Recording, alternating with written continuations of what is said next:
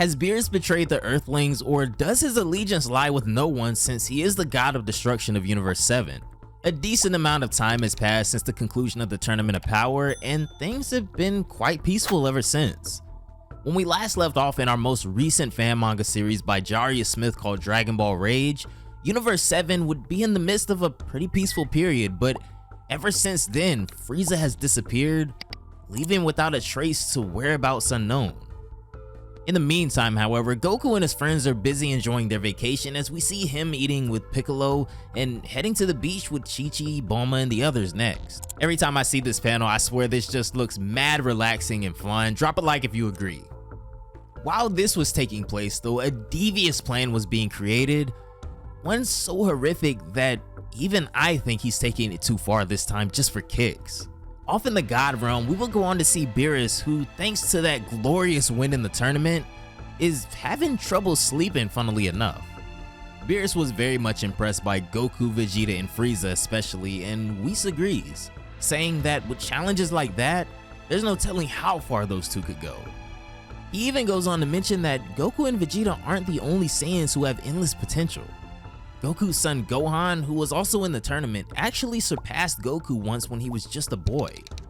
Whis goes on to show Beerus Gohan's prior fights over the years when he was a child, and Beerus quickly realizes that if he was able to do all of this as a child, there's no telling what hidden power he currently has locked away. Whis warns him, however, that Gohan's only concern in the present day seem to be his wife and child and being what they call a scholar down on Earth. Beerus doesn't seem to really agree though and wants to attempt to push Gohan even further. Whis explains that it seems that his inner strength is different from Goku and Vegeta's, however. It comes from the loss of life and not the thrill of a challenge. This sparks a scheme in Beerus' head though, as he asks to see the battle between Gohan and Cell once more. "That's it," Beerus exclaims. "Bring him to me now." "As you wish, my lord," Whis replies, and when Whis would return, he would be accompanied by not Gohan, but Cell. Whis declares that this plan of his is rather cruel even for Lord Beerus, but Beerus has already made up his mind. Beerus introduces himself to Cell, telling him outright the reason for bringing him here, which is to force out the true inner power of the one called Gohan. Unfortunately, Beerus sees this plan as the only way to awaken the rest of his potential, and this is where Cell's target comes in: Videl. Not only this, it seems Beerus has gone so far as to give a portion of his own power to Cell, and then Whis and Cell make their way to Earth.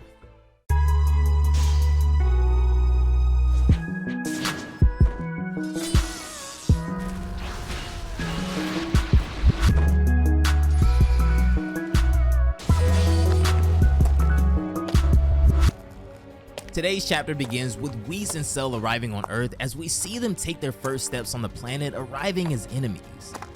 Whis seems to be done here though, as he tells Cell that he's done what Lord Beerus has asked of him and brought him to Earth. "As you may have noticed," he goes on, "I wasn't too fond of this plan, so I would not aid you in finding her location," he says. "I'll leave the rest to you."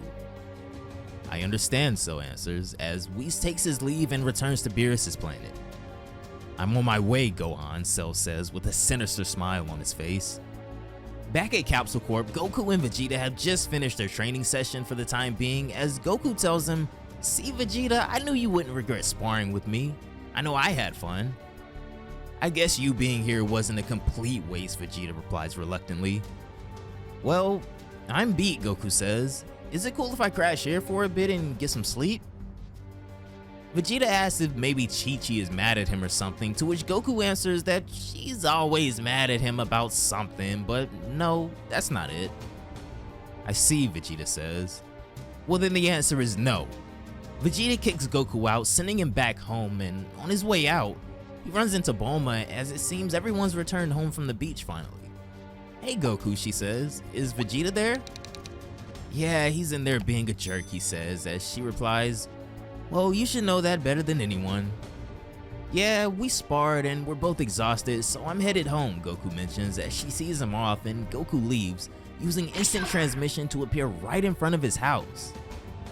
"Man, I can't wait to shower then get some rest and relaxation," he says. All of a sudden, Chi-Chi appears yelling his name already as she asks, What was that? Back at Gohan's house, Krillin has just dropped him and Videl off as Gohan thanks him for the ride home. Videl offers to put Pan to bed while Krillin and Gohan continue their conversation. So Krillin, he begins, why did you tag along with us? Well, Gohan, Krillin starts, that mystic form of yours is quite unique. I saw it in the Tournament of Power, but I never saw it up close and personal. I was wondering if you could show it to me now. That's it, Gohan replies. Sure, that's no biggie. Just don't expect too much. Piccolo only helped me unlock it enough to get me through the tournament. Believe me, Krillin says, I'm sure it'll be enough. Well, alright, Gohan says, and this is when he begins to power up and unleashes his potential right outside of his house. This may have been an absolutely crucial mistake, however, because at that very moment he does this, Cell is alerted of his location as he turns around saying, there you are. So what do you think, Krillin? Gohan says as he powers down. Krillin tells him that he thinks that Gohan has certainly come a long way, and then he gets another bright idea. Hey, how about this, Gohan? He says. Race me back to my place. It'll be a good opportunity to test out that speed of yours. But I'm sure you'll be back in no time. I like that idea, Gohan replies as Krillin hops back in his car. Well, you know I get a 10-second head start, he says, as Gohan agrees, so Krillin takes off. As Gohan counts to 10 slowly, he looks back into the house and takes one last look at his wife and daughter before finally making a regrettable mistake and leaving them alone. He powers back up and takes off after Krillin, but back in the house, Videl is busy tucking Pan into bed. As she walks back outside into the living room and takes a seat, she mentions how today was such a beautiful day and how she enjoyed spending time with everyone at the beach. I wonder where Gohan went, she mutters as she puts her head down and begins to doze off. About 10 minutes later, however. Huh? Oh, that's probably Gohan, she says, waking up slowly. When she answers the door, though,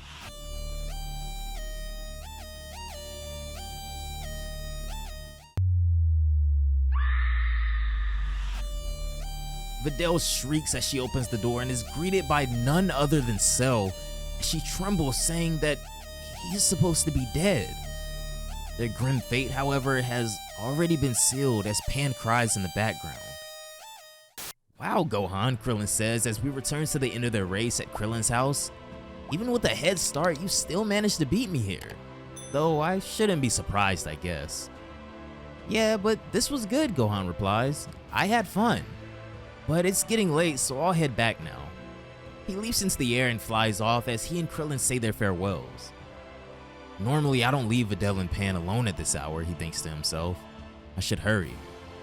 Back at Goku's house, Goku is exiting the shower, ready to get some rest in finally, but this is when something hits him all of a sudden.